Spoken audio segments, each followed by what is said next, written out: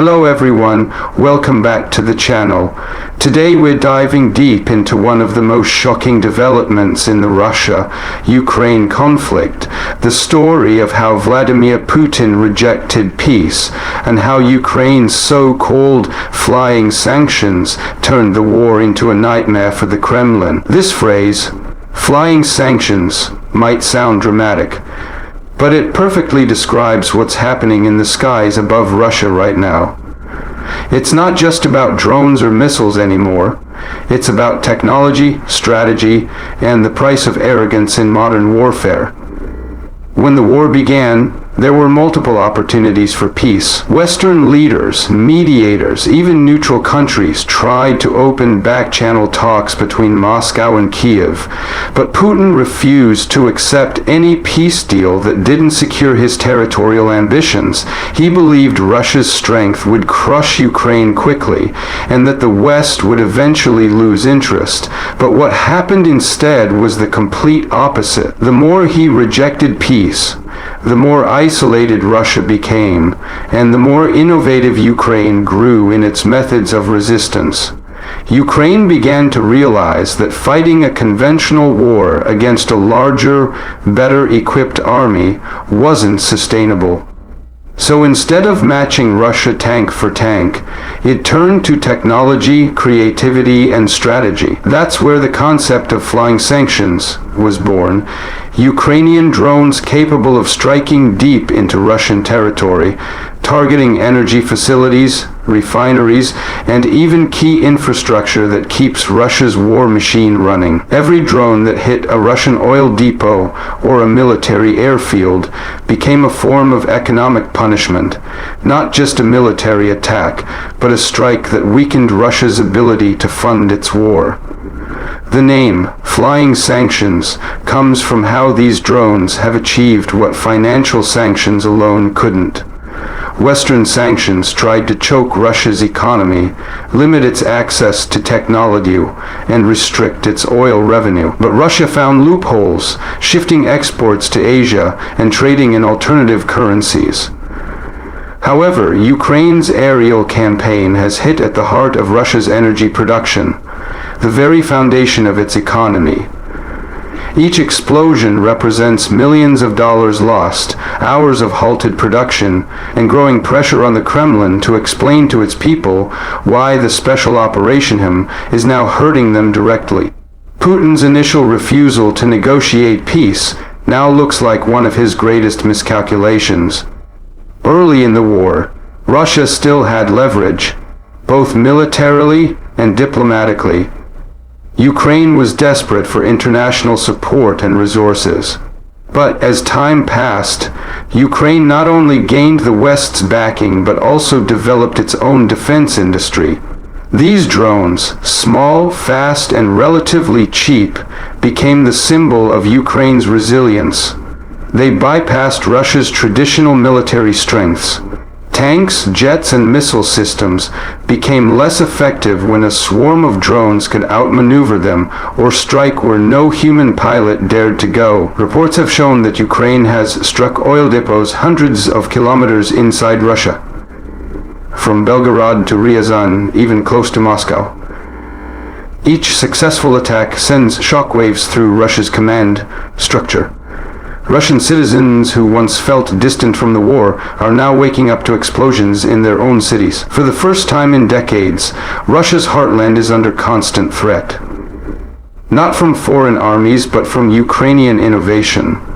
It's not just about military damage. It's about psychological warfare. Putin built his political image on the idea of control, of strength, and of Russia's invincibility. But these flying sanctions have destroyed that illusion. When refineries burn on Russian soil and power plants go offline, the people start questioning the narrative. How can a country that claims to dominate the battlefield fail to protect its own infrastructure? And how can a leader who rejects peace keep promising victory when the costs keep rising? Ukraine, on the other hand, has turned every Russian strike into motivation.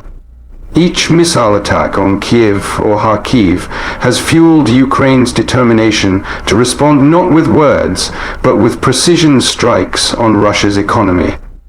This new phase of warfare has blurred the lines between military and economic conflict. Ukraine doesn't just target soldiers, it targets the systems that fund them. What's even more remarkable is how Ukraine managed to develop and deploy these drones despite limited resources. They're using a mix of homemade systems and modified commercial technology with support from local engineers, volunteers, and small startups. Some of these drones are built in secret workshops using 3D printed components and simple materials. Yet they're capable of traveling hundreds of kilometers, carrying explosive payloads and hitting precise targets. It's warfare on a budget, but it's proving more effective than Russia's multi-billion-dollar defense systems. Russia has responded by tightening air defenses, deploying more radar units, and trying to intercept these drones. But the cost ratio is staggering. A Ukrainian drone might cost $2,000, while the missile used to shoot it down can cost over $1 million. Even if Russia succeeds in intercepting half of them, the economic strain adds up. The drones are bleeding Russia not just in terms of infrastructure, but also in finances. Meanwhile, Putin's diplomatic isolation continues to grow. His rejection of peace talks, combined with the ongoing destruction inside Russia, is starting to worry his closest allies. China, India, and other neutral countries that once showed understanding toward Moscow's position are now quietly distancing themselves. They see that the war isn't stabilizing, it's escalating, and every new Ukrainian drone strike serves as a reminder that the conflict has no safe zone anymore. Inside Russia, morale is deteriorating. Soldiers are questioning their purpose. Families of the fallen are demanding answers. The promise of a quick victory has turned into years of attrition, sanctions, and internal unrest. And now, even the Kremlin's ability to control information is slipping. Social media videos of burning refineries and destroyed air bases spread faster than the government can censor them. Russians are realizing that this isn't a faraway conflict. It's a war that's coming home. Ukraine's strategy is also reshaping how other countries view modern warfare. Nations across Europe and Asia are studying the Ukrainian drone program closely. It's become a textbook case of asymmetric warfare, how a smaller nation can challenge a much larger power using technology and adaptability. The West is learning valuable lessons too. Instead of just supplying Ukraine with weapons, they're integrating Ukrainian tactics into future defense planning. The battlefield is evolving, and Ukraine is at the forefront of that evolution. But despite all this, Putin still refuses to admit that rejecting peace was a mistake. He continues to portray the war as a fight for Russia's survival, even as his own people pay the price. His speeches grow more defiant, but his circle of trust grows smaller. Many within the Russian elite understand that the war is unwinnable. They know that Ukraine's drones are not just attacking oil depots, they're attacking the illusion of Russian dominance. And for Ukraine, every successful drone strike is more than just retaliation. It's justice.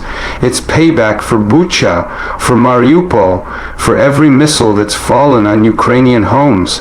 These strikes carry a message that no matter how large the enemy, innovation and resilience can turn the tide. Ukraine's flying sanctions are not only punishing Russia militarily, but also showing the world that courage and creativity can overcome raw power. The economic damage inside Russia is becoming impossible to hide. Energy production has dropped in several regions.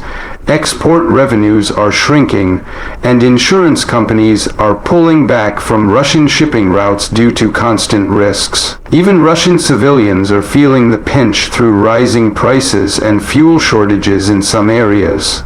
What started as a war of expansion has turned into a war of survival for both sides, but especially for the Kremlin.